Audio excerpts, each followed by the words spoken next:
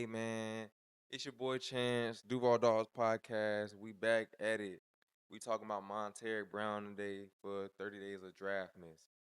Your favorite seventh round cornerback for the Jacksonville Jaguars. Yes, sir. We talking about that boy Montaric Brown. Um, if you follow me on TikTok, you know how I feel about Montaric Brown, but you know more how I feel about Jarian Jones. And I'm going to tell you how I feel about the whole re-signing of Montaric Brown, um, over starting Jarian Jones. We're gonna get into that. But first, we're going to talk about what the scout said about your boy Buster Brown. So, 6 foot, 196, seventh round, 2022. Oh, that boy getting up there in age, man. First team all SEC in 2021 after leading the conference with 5 interceptions. That's what I remember seeing. That's why I was like, when we got him, I was like, why does dude get drafted in the seventh round with 5 interceptions in the SEC? Something had to be off. So yeah, so what they said was shows good anticipation in field and coverage, especially in zone concepts. Has a knack for getting his hands on the ball, tied for SEC lead in interceptions in 2021. Smart and reads routes well, able to break on the ball quickly, good length and coordination with solid footwork. 4 yard dash around 4.55, doesn't jump off the tape athletically, sometimes plays high sometimes play high out of his back pedal and can lack smooth transitions and coverage. Needs to consistently finish tackles and disengage from blocks. Okay, cool. Now, um, that's pretty solid. These scouts be knowing what they talking about. For the most part. That was a draft summary, so that was a summary of different people saying different things. I guess the consensus of what they said, that's what they came up with. Yes, he's very much so a zone corner. Very much so. Very much so. I don't know. I touched the thing and it went mute. I'm not sure if it went mute, but I'm gonna keep going. Hopefully it didn't mute the whole thing. We'll see how it goes. But yeah. So he's definitely a zone corner, zone guy. I've been very critical of him. Not because of his play, more of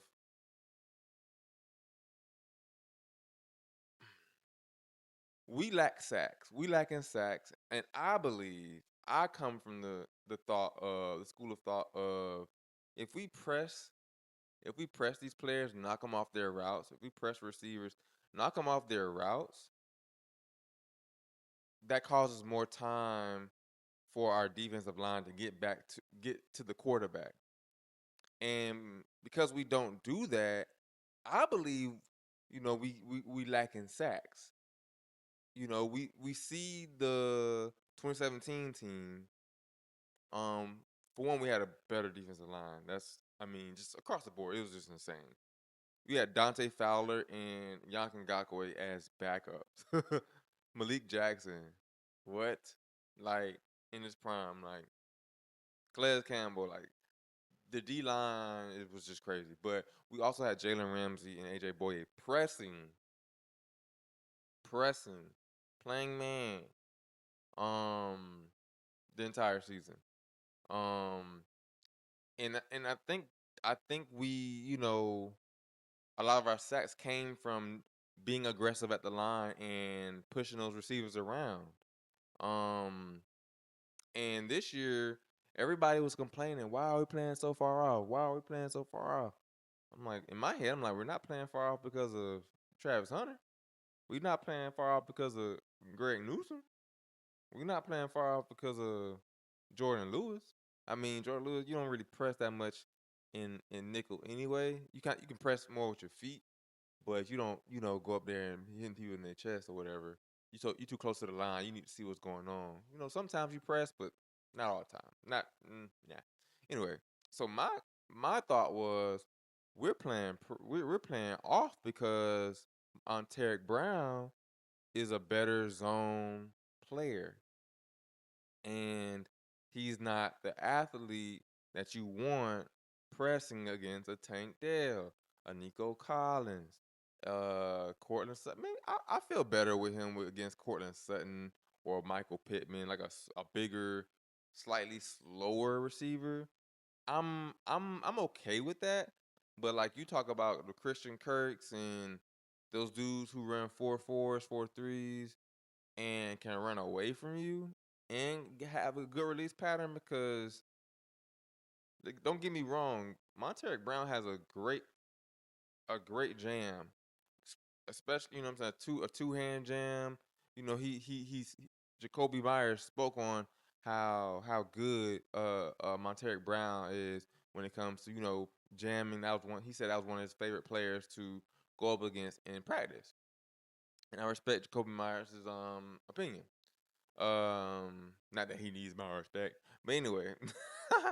um, but yeah. So I was like, man, I just feel like if we had a if we had Jarron Jones on the other side of Travis Hunter, then or the other side of Greg Newsome, then we could play press, then we could play man. But since we not doing that, since Montaric Brown is out there, we're just playing off. And I I still think that's the reason why we did it. Is he a bad corner because of that? No. I just believe in versatility, and I believe that we got rid of Tyson Campbell because of that said lack of versatility. And Tyson Campbell just knee off. Like like as a corner, Tyson Campbell he really scuffs my Timbs. He jams my Glock. He he just gets ah bro, I cannot get the cartwheel this man did out of my head when guarding Jamar Chase that year. He did a freaking cartwheel, bro. Jamar Chase made him do a cartwheel. Man, anyway, I'm getting off topic, bro. It really grinds my gears. Anyway, but yeah, I thought that's why we got rid of, Tyson Campbell. Of course, salary dump as well, but we traded for a dude who can press. So I'm thinking, oh, maybe we're playing zone right now because we don't have the people to press. Tyson Campbell is good with pressing with his feet, but if he gets to pressing with his hands, he gonna lunge and sayonara. Anywho, but yeah, so I was under the impression that we wanted to kind of play man, but we just couldn't. If we could play closer to the line, we would.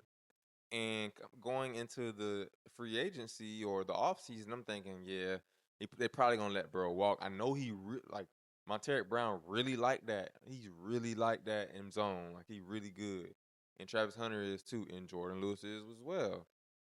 But I was like, Jarian Jones, younger guy, he's gonna be cheaper, more athletic, 4.3 type of guy, same size. He's learning zone because he played man all in college and he played man all up into what his last year or whatever here. And so I'm like, he's more of a man corner.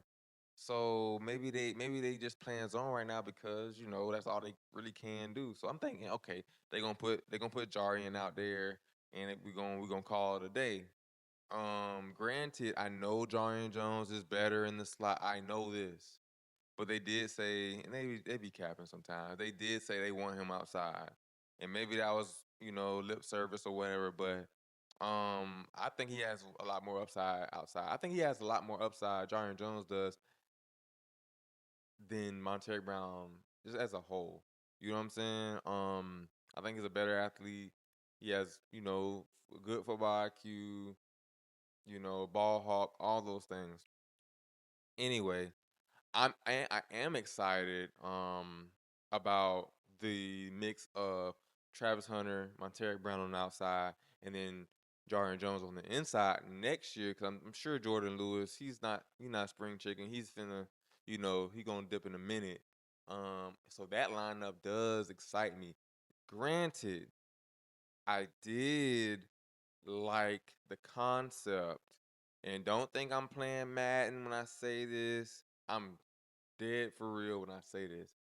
I thought Montaric Brown looked way better skill set wise as a safety. Like I'm thinking, bro, like if you see the first and foremost, if you see the little hits that he put on people, jarring the ball loose and all that stuff, cool. That part, yes.